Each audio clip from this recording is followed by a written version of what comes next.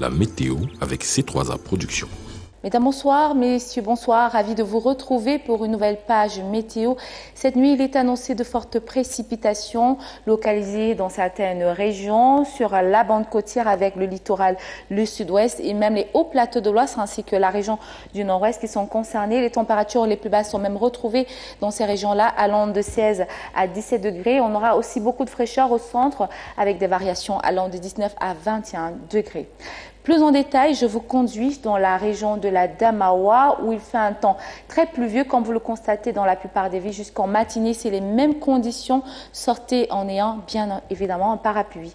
Ensuite, dans la région du nord-ouest, c'est une tempête de pluie qui va s'abattre dans toutes les villes jusqu'en matinée avec des variations allant de 14 à 18 degrés. Pour terminer, seule la ville de Kribi sera arrosée cette nuit et même en matinée dans la région du sud. Pour le reste, c'est un temps calme qui s'annonce. Et donc, comme conseil pratique, mesdames et messieurs, buvez de l'eau potable pour limiter la propagation des maladies en cas d'inondation. Excellente soirée.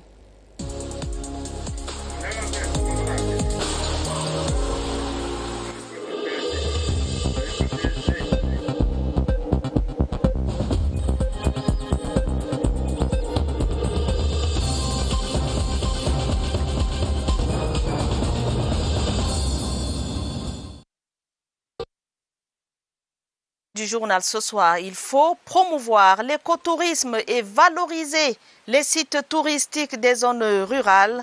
Rappel fait ce dimanche à l'occasion de la célébration de la Journée mondiale du tourisme.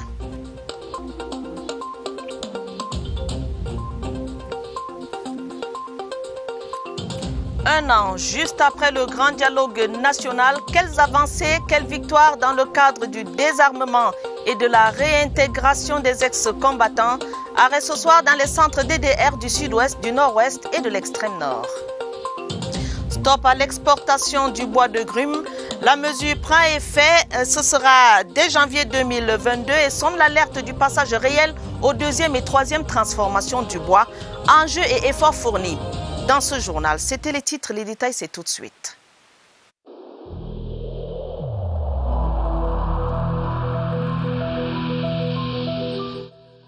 Le port du masque dans l'espace public restera obligatoire jusqu'à nouvel ordre.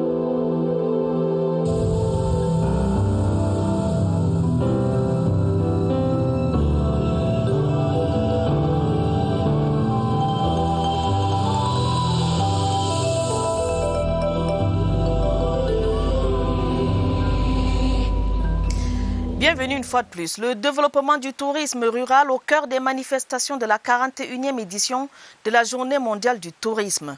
Le secteur regorge d'importants atouts, mais tarde à décoller. Les acteurs mènent la réflexion sur les leviers à actionner. À l'occasion, le ministre d'État, ministre du Tourisme et des Loisirs, Bello Bouba Maïgari, a procédé à la dédicace d'un ouvrage intitulé « La profession hôtelière en zone SEMAC ». Alvin Giselze. Le tourisme est fortement impacté par la pandémie de la Covid-19. Les acteurs du secteur restent toutefois mobilisés. Ils ont le regard tourné désormais vers le développement rural et les activités touristiques. Le Cameroun doit profiter de ses atouts naturels. Nous pensons à développer des secteurs de notre tourisme qui doivent profiter le plus aux populations rurales, notamment à l'écotourisme. C'est donc un levier économique à saisir. Cette journée commémorative est également l'occasion pour les acteurs d'acquérir de nouvelles expériences. Ils disposent d'un guide de référence, la profession hôtelière en zone SEMAC, le nouvel ouvrage du directeur des loisirs au ministère du Tourisme et des Loisirs, préfacé par le ministre d'État Bello Bouba Maïgari. Après le coup de massue que la Covid-19 a apporté au secteur, il faudra que nous fassions preuve d'inventivité. Le Cameroun affiche son ambition de développer le tourisme rural, une stratégie gagnante si elle est suivie par tous. Au Cameroun, la Journée mondiale du tourisme se célèbre avec en toile de fond la question du potentiel riche et exceptionnel, mais malheureusement peu exploité de cette Afrique en miniature qu'est le Cameroun. Toute l'Afrique réunie dans un pays, le Cameroun devrait davantage valoriser cet avantage. Franck Evina. Cameroun, Afrique en miniature ou la synthèse des milieux naturels du continent noir. Oui, le pays rassemble dans ses 475 442 km² l'essentiel de ce qui s'offre aux visiteurs ailleurs dans le continent.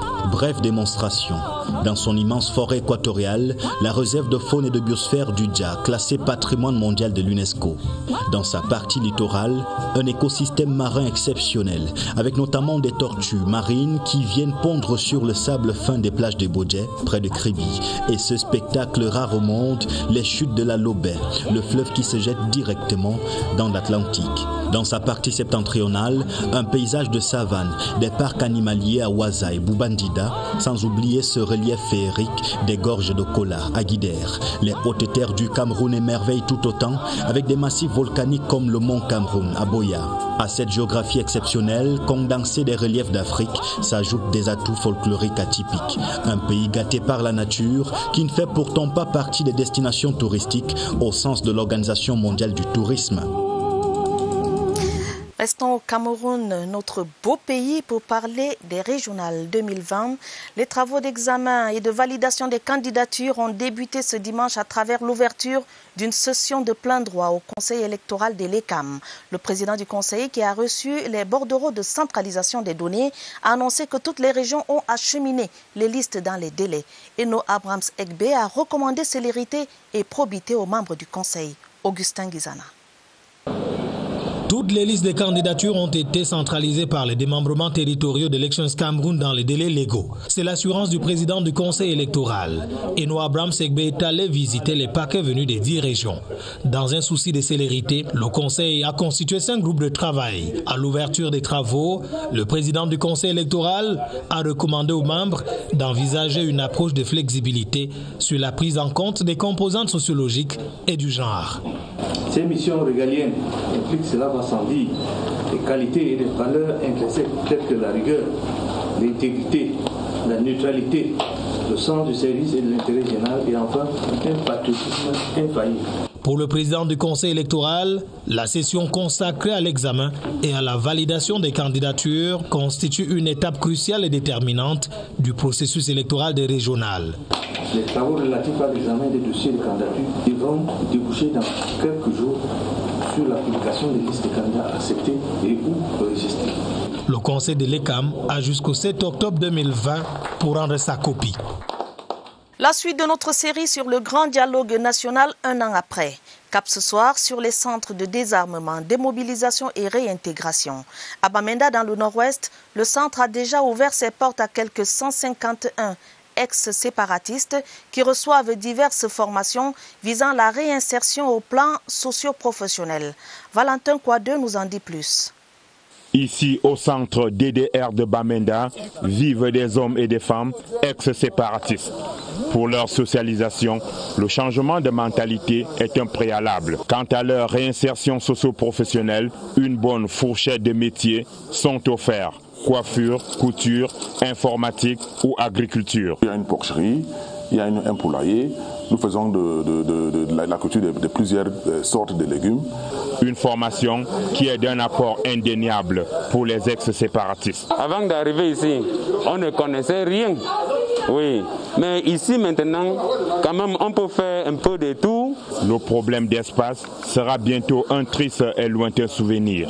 Il y a un très grand centre en construction avec une capacité de plus de 1000 ex-combattants qui est en finition vers l'aéroport. Le centre de désarmement, démobilisation et réintégration DDR de Bamenda reste ouvert et prêt à accueillir de nouveaux pensionnaires. Dans le sud-ouest, le centre de DDR est ouvert aux combattants qui déposent librement leurs armes. Le processus de réintégration est en marche. La main tendue du chef de l'État pour restaurer la paix est saisie. 36 ex-combattants issus de la première cuvée de pensionnaires sont sur le terrain depuis plus de 3 mois et les responsables se félicitent d'un feedback positif. Stéphane Tala. Centre de désarmement, de démobilisation et de réintégration de Boya. 36 ex-combattants issus de la première cuvée des pensionnaires sont sur le terrain depuis avril 2020. Ils ont commencé leur réintégration dans une seule localité, Douala. Ils sont aujourd'hui dans différentes structures à travers les régions. Le feedback que nous avons est qu'ils apprécient à sa juste valeur cette opportunité qui leur a été offerte. Le centre DDR de Boya abrite aujourd'hui plus de 100 pensionnaires qui bénéficient d'une formation dans les secteurs de l'élevage, la couture, la conduite automobile, l'agriculture et bientôt la coiffure. Selon les responsables, la bonne marche des activités du centre, malgré les difficultés parmi lesquelles la pandémie du Covid-19, devrait dissiper toutes les réserves exprimées par une certaine opinion. Aux combattants encore dans les brousses au sud-ouest de faire donc le bon choix. Une vie après l'extrémisme, c'est possible. Dans la région de l'extrême nord, les ex-combattants de Boko Haram du Centre national de désarmement, de démobilisation et de réintégration connaissent une réinsertion dans la vie active. L'État du Cameroun a mis tout en œuvre pour assurer leur réinsertion à Méry, dans le département du Diamaré. Abdulaziz Amadou nous en dit davantage. Une vie nouvelle pour Boukar Madi, ex-combattant du groupe Boko Haram. Répondant à l'appel du chef de l'État camerounais, cet ancien djihadiste a décidé de bâtir son nouvel empire dans la mécanique automobile. On est arrivé ici au Cameroun, on a déjà appris le travail, tout notre travail, c'est déjà bon. Au centre de transit du comité de désarmement, de démobilisation et de réintégration des ex-terroristes situé à Méry dans le Diamaré, l'État du Cameroun, qu'appuient les Nations Unies, a mis tout en œuvre pour faciliter leur réinsertion dans le tissu socio-économique. Avec les différents sectoriels de l'État, nous avons identifié plusieurs autres métiers qu'il faut ajouter à ce qu'ils connaissent, notamment l'agriculture et l'élevage, notamment la menuiserie, la maçonnerie et le petit commerce. Le centre devant abriter tous ces ex-combattants sera construit à Mémé, dans l'arrondissement de Moura. Un espace d'environ 15 hectares a été gracieusement offert au pouvoir public par le lamido de cette localité. Je vous le disais dans les titres du journal, les ministres en charge des forêts en Afrique centrale engagent les États à arrêter dès le 1er janvier 2022 les exportations de bois en grumes.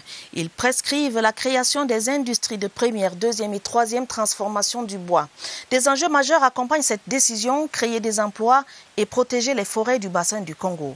Revisitons les avantages de cette mesure avec Cyril Kingembépé. La richesse du bassin du Congo est jusqu'à présent exportée à l'état brut. Il est désormais urgent de changer de cap. C'est une absurdité totale d'exporter du bois en grumes. Le bois en grumes, il n'y a absolument pas de valeur ajoutée. On accepte que la valeur ajoutée se fasse à l'étranger. Les avantages de la mesure applicable dès le 1er janvier 2022 sont d'abord économiques. Pour gagner encore plus, ce serait important d'aller jusqu'au bout. Il faudrait qu'on aille à la troisième transformation, transformation en produits finis. On ne peut pas être un pays producteur de bois et importateur de produits finis en bois. La protection des essences des forêts de la sous-région est le deuxième enjeu majeur. Sur le plan environnemental, on pense que la mesure aura pour but de réduire les volumes produits. Donc on va sans doute, pendant quelques années, baisser la production, avoir donc moins de pression sur la forêt. 70% des essences exportées sont un bois de qualité. Cette mesure va permettre leur régénération. L'exportation du bois se fait massivement, un peu trop d'ailleurs. Certains Camerounais, heureusement, ont opté pour la transformation locale. C'est le cas dans cette unité de transformation située au sein d'un monastère à Yaoundé. Là-bas, l'exploitation d'essences issues de nos forêts permet de livrer sur le marché des produits fabriqués localement. L'activité fait vivre des dizaines de jeunes gens. Franck Evina. Hauteur de Feubeu, le bruit des machines brise le calme du monde. Dans ce parc à bois, une panoplie d'essence séchée avant l'étape de la transformation. Nous recevons le bois en grume, mais dépité déjà. Nous avons les Iroko, les Landa, les Wenge, le Moabi, les Muvungi, et il n'y a que les Ben et le Bibinga qui ont tardé. Donc on n'a pas sur place. À l'unité de transformation, des jeunes en formation, mais aussi une trentaine de professionnels. Pour produire meubles, portes, lits, salons, ruches et autres cercueils, les équipements modernes prêtent main forte à l'ingéniosité des techniciens. Dans ce travail minutieux, l'expertise locale donne de la côte au Made in Cameroun. Ça, c'est ce qui vient de l'autre côté et on trouve dans les boucans. qui n'est jamais bois massif. Voici la différence. Le blanc-ci, ce n'est pas la même couleur. Vous voyez, ça c'est l'iroko. Et c'est la même couleur partout. Ça c'est le formica qu'on a plaqué. En fait, et on nous revend ça cher. À côté de la qualité garantie par l'utilisation du bois massif, il y a les opportunités d'emploi liées à la transformation locale. Des locaux à la hauteur des conseils régionaux. Le ministre de la décentralisation et du développement local y tient. Georges Elanga Obam était en prospection dans la région du Sud cette semaine. Charles Abosoloba de CRTV Sud pour les détails.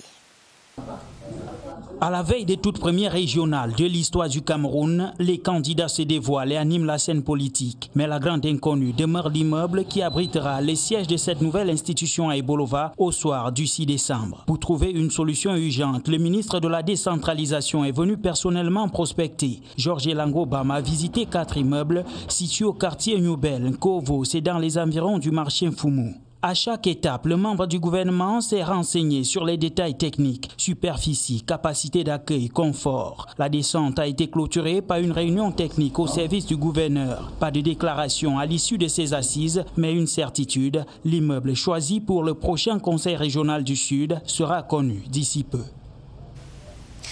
C'est déjà la rentrée scolaire sur les axes routiers. Les éléments de l'opération contrôle, surveillance, répression de la gendarmerie nationale mènent une lutte acharnée contre les usagers indélicats. C'est également l'occasion pour les pandores de veiller au strict respect des mesures barrières recommandées pour une rentrée scolaire sereine. Détail, Pierre Evembe. Animation amplifiée sur l'axe Yaoundé-Douala. La raison est simple. La rentrée scolaire est proche dans un contexte marqué par le spectre du coronavirus qui plane. Alors, roulez couverts, les pandores ont obligation d'y veiller, de vous surveiller pour le bien de tous. De l'axe jusqu'à Yaoundé. Voilà. Bon voyage.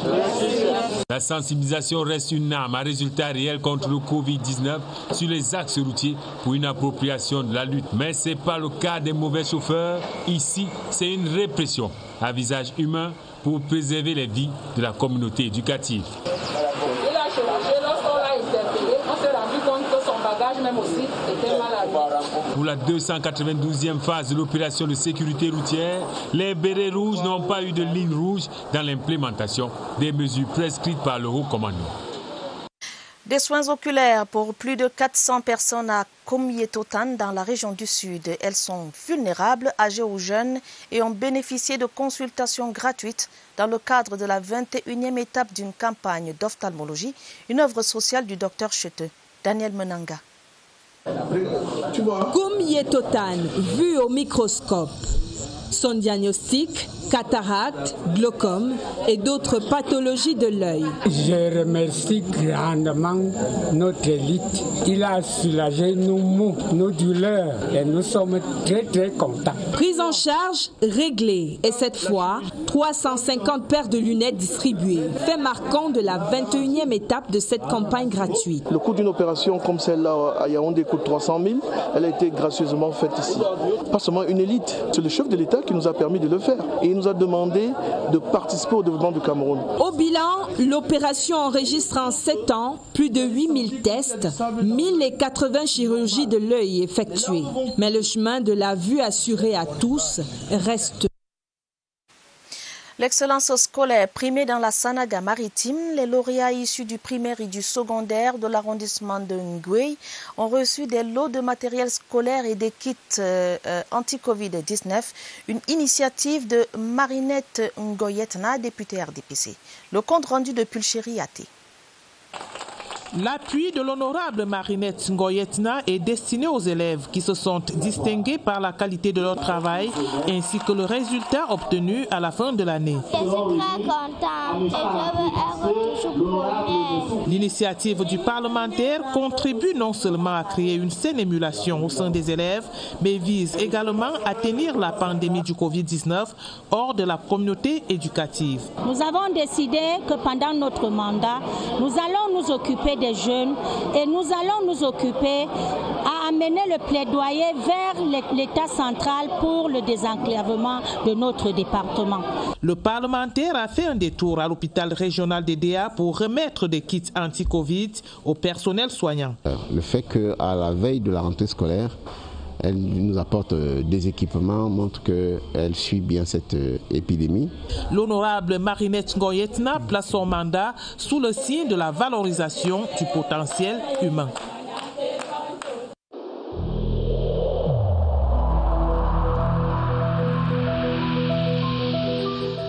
N'oublions pas que la négligence d'une seule personne peut nuire gravement à l'ensemble de la communauté.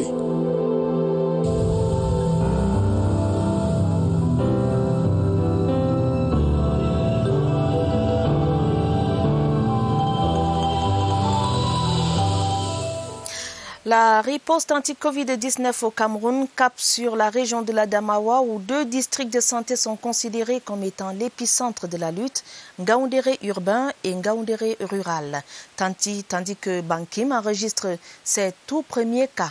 Allons en savoir davantage avec Évariste Yenga au centre des opérations d'urgence où il reçoit en visioconférence le docteur Zakariaou Aladi. Évariste Yenga, bonsoir. Vous avez l'antenne. Que doit-on retenir ce soir?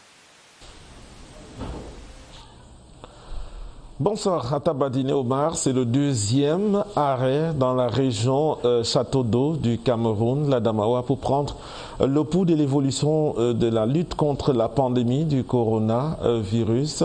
Nous recevons ce soir le délégué régional de la santé publique pour cette région, le docteur Zakariaou Aladi. Docteur, bonsoir. Bonsoir. Ngaoundéré urbain et rural. Est-ce que la lutte contre la pandémie n'est plus une priorité là-bas? C'est une priorité et la ville de Ngaoundéré, la menace de Covid-19 est toujours permanente car vous savez actuellement dans la ville de Ngaoundéré, le respect des mesures barrières est quasi totalement absent. La population ne porte pas le masque, ni les distanciations ne sont pas respectées, que ce soit dans les églises et les mosquées. Il n'y a pas le principe de lavage de mains. De toute façon, toutes les mesures barrières ont été abandonnées par la population. La menace reste permanente aussi car la ville de Ngaoundéré est l'épicentre de l'épidémie avec 309 cas sur les 396 que nous avons enregistrés.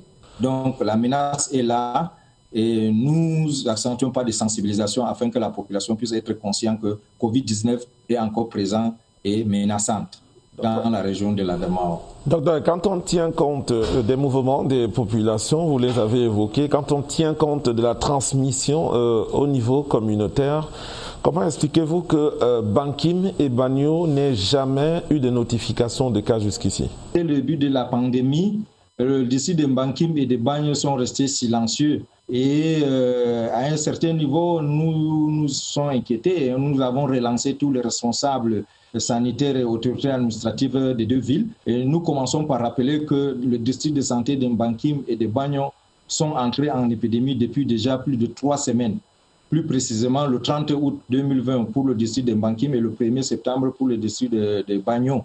Actuellement, ces 2 districts ont enregistré chacun 3 cas sporadiques sur le cumul de 6200 personnes testées dans les 2 districts pour un taux de positivité de 0,09.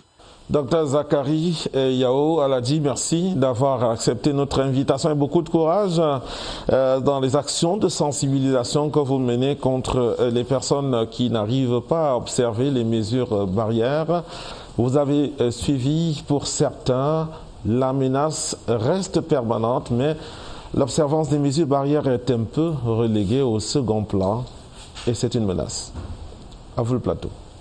Merci Évariste, merci également au docteur Zakariaou Aladi pour toutes les informations communiquées ce soir. Ultime hommage à Jean-Claude Tila. Le préfet du Fundi repose pour l'éternité à Aubois. C'est à une quinzaine de kilomètres de Soa dans la Mefou et à Famba. Des obsèques présidées par le gouverneur du centre, représentant du chef de l'État. François Bakary de CRTV Centre pour les détails. Eboua, son village natal, porte le deuil de son chef. L'administration camerounaise est en larmes. La famille est inconsolable. Il traçait le sillon, nous le suivions, c'était le guide. Il va falloir, n'est-ce pas, se redimensionner, se refaire une nouvelle vie. L'oraison funèbre prononcée par le représentant du chef de l'État et les autres témoignages s'accordent là-dessus. La vie de Tchila est un modèle, une école et un message. Le Cameroun perd un de ses enfants les plus importants, et particulièrement notre département, le département de la Mefoué-Famba. Il a été élevé à la dignité du grand cordon du mérite camerounais à titre posthume. Monseigneur Jean Mbarga, évêque métropolitain de Yaoundé, qui co-présidait la messe pontificale avec son collègue Alain Philippe Mbarga de Bolova, a prié pour que l'âme du disparu retrouve place dans la vie du Père pour une vie éternelle. Paix à son âme. Les patriarches Zomlo de la Mefoué-Akono, région du centre, invoquent les ancêtres pour une année scolaire sans Covid-19 ni violence. La cérémonie qui s'est déroulée dans la pure tradition Fambeti s'est tenue en Goumou et a permis également aux gardiens de la tradition d'élever des prières pour la paix et le développement du Cameroun. Barbara Padjama. Concentrés de pouvoir dans les feuillages de la forêt d'Ngoumou, les hommes lors de la Mefoué-Akono se concertent avec les ancêtres pour chasser loin des terres du Cameroun le Covid-19. Une maladie ne peut pas venir comme ça bloquer l'évolution de tout un pays. Les hommes là ont décidé de chasser cette maladie, coronavirus, de rentrer dans la mer. Dans le secret de la tradition, 15 patriarches tonnent pour mettre hors d'état de nuire tout esprit ennemi pour une année scolaire sans mauvais sort. L'école commence normalement demain sans inquiétude. Aucun de nos enfants ne pourra plus avoir cette maladie. Nous ne voulons même plus entendre parler de ça. Avec cette flamme, le Conseil des hommes lords scelle sa requête et l'élève d'une main solidaire. Cette note en éducation pour dire que dans le cadre de la communication gouvernementale, le ministre de l'Éducation de base, le professeur Laurent-Serge Etundingwa, donne un point de presse demain lundi 28 septembre dans la salle de conférence de son département ministériel, avec au menu la distribution gratuite de manuels scolaires aux écoles primaires publiques, ceci à travers le programme d'appui à la réforme de l'éducation au Cameroun. Dans la vie de nos municipalités, Simon-Pierre Ediba a été installé cette semaine à la tête de la commune d'Obala dans la Léké. Le nouveau maire devra assurer le bien-être des populations. Même son de cloche pour Gabriel Bienvenu Aya, le maire de Mengan dans l'Union et Fumo. La synthèse avec Michel Renaud Ouanja. L'effervescence pour la confiance réaffirmée au maire Simon-Pierre Ediba, réélu pour un autre mandat. C'était cette semaine à Obala. À marge de l'aspect festif, les défis restent nombreux. Nous nous engageons avec détermination à poursuivre ce travail et nous pensons que quelques résultats ont déjà été obtenus. Nous nous engageons à les améliorer. Pour ce vaste chantier de développement, le maire et son équipe devront travailler en synergie. Prescription du numéro 1 de la Léquier. Du côté de Mengan dans l'Oignon Infoumou, Gabriel Bienvenu Aya devra s'atteler à désenclaver sa commune qui reste un important bassin de production agricole. Nous serons sur tous les fronts. Nous devons faire un effort pour que ces populations, nous leur donnons raison de nous avoir renouvelé leur confiance. Ça veut dire que nous devons nous mettre résolument au travail. Les populations qui comptent sur le maire et son équipe expriment le pressant besoin d'être dotés des points d'eau et des voies de communication. En sport football, la Ligue départementale d'Union Esso dans la région du centre s'enrichit d'un nouveau club, Green Sport. Créé il y a un an, le club a fait ses premiers pas sur la scène footballistique en début de saison dernière. Ce dimanche, les membres de Green Sport étaient réunis en assemblée générale. Rosalie Sofinke nous en dit plus.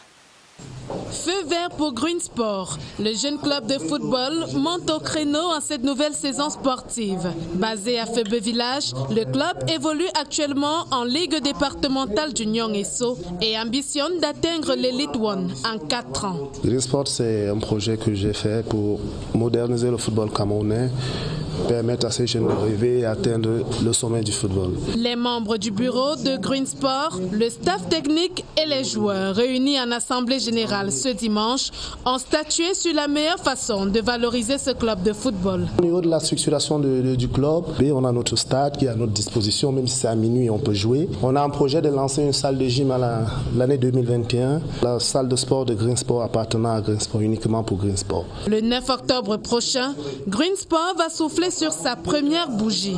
La jeune association espère se démarquer des autres clubs locaux à travers son professionnalisme. Fin de ce journal préparé avec la collaboration de Étienne Pascal Azégué et Mirabel Tala. Prochain rendez-vous avec l'information, ce sera à minuit. Dès demain, retrouvez Estaki Matabot et Romuald de Tuis Ngok pour les éditions de 19h30 et 20h30 semaine. Juste après ce journal, ne manquez pas le rendez-vous de scène de presse. Madame, Monsieur, votre fidélité nous honore. Prenez soin de vous, prenez soin de vos familles. Bonne soirée et bon début de semaine à tous.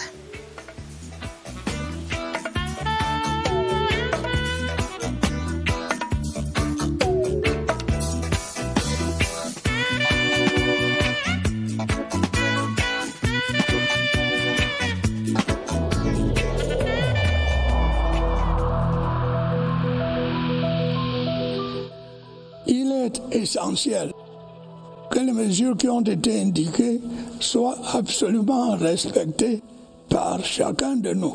Lavez-vous régulièrement les mains à l'eau et au savon ou à l'aide d'un gel hydroalcoolique. Restez à au moins 1 mètre de distance des autres personnes, surtout si elles toussent, éternuent ou ont de la fièvre. Si vous avez de la fièvre, de la toux ou des difficultés à respirer, consultez un médecin.